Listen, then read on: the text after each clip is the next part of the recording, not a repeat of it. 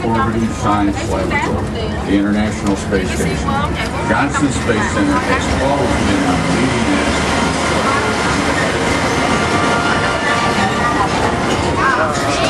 I was the last human ever to set foot on the moon, but not for long.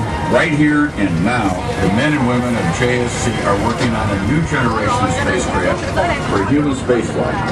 It is indeed an exciting time to be here. On this tour, you will share and experience the spirit and the history that is the Johnson Space Center. Welcome.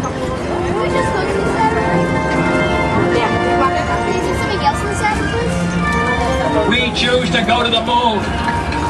We choose to go to the moon. We choose to go to the moon in this decade and do the other things. Not because they are easy, but because they are hard. Because that goal will serve to organize and measure the best of our energies and skills. We're now approaching Rocket Park. We'll take a closer look at the rockets on the way back. For now, take yourself back to the year 1967.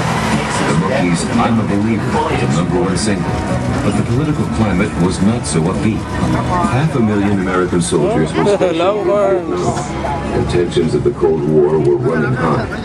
The space program was under immense pressure to get a man to the moon before the end of the decade. On January 27, 1967, tragedy struck the Apollo program. Flight Director Gene Kranz remembers that day. We were in mission control, testing the Apollo Command at Service Mountain. The test that day hadn't been going very well. We had problems with communications, we had problems with life support. A flash fire broke out in the command module. 3 astronauts, Virgil Gus Grissom, Ed White, and Roger Chapman died in the accident. And we wrote 2 words into our vocabulary in mission control: tough and confident. Tough meaning we will never again shirk from our responsibilities because we are forever accountable for what we do, or in the case of Apollo 1, what we failed to do. Confident. We'll never again take anything for granted because as a team, failure in mission control is never an option. Investigations after the fire led to major design and engineering changes, enhancing the safety of the capsule. We here at JSC remember our fallen heroes by continuing to reach for the stars. Up ahead and to your right is Building 17.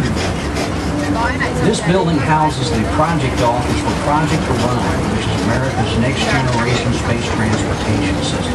In this building, the design work that will ultimately lead to that spacecraft is being conducted. The team here is leading a nationwide group of engineers from across NASA and the contractor community in developing this next generation of systems. It's a really exciting time for everybody involved, and we're all thrilled to be a part of it. This building also houses the kitchens where the food is prepared for space flights. Space food isn't as futuristic as you might think. The astronauts eat a combination of fresh food like fruit and breads with some freeze-dried or specially prepared meals like spaghetti with meat sauce. Coming up on your far right is historic Mission Control, home of the Gemini and Apollo programs, Skylab, and all of today's space shuttle missions. Appropriately enough, Mission Control is at the heart of Johnson Space Center. My job was to take any actions needed for crew safety and mission success. Gene Kranz was flight director for many of those historic missions.